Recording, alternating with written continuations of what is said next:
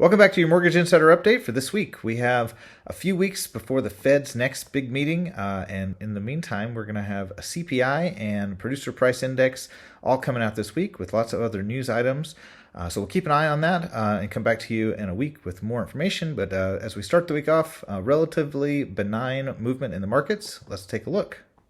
As you can see, relatively low movement today, 8 basis points lower. The red is bad here for mortgage-backed securities. We'll take a look at that chart briefly. S&P 500 is up slightly today, and the 10-year Treasury is also up.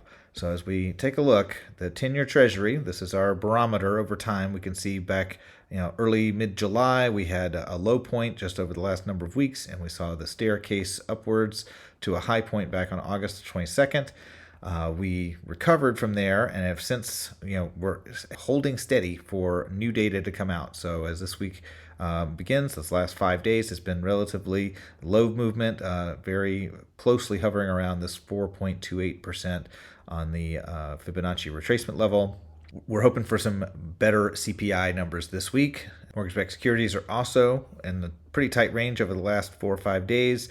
Now this works in the inverse. The lower the price, the higher the rate. So we just at the end of last week had a little bit of a bounce below this other Fibonacci retracement level, have come back up, and we're hovering around that 25-day average. So we are hoping for mortgage-backed security prices to improve, which would improve long-term interest rates.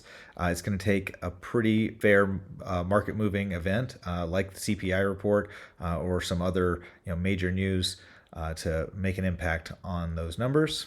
We'll come back with you next week with the CPI and PPI numbers, as the Fed will be paying very close attention to this next round of overall inflation. We have seen generally inflation has been much more stable. It has not gone down substantially close to anywhere near where the Fed would like to see it, which is their 2% target. So we'll be watching for that. We probably are going to see these inflation reports come out in the low fours. If we got below 4%, that would be fantastic.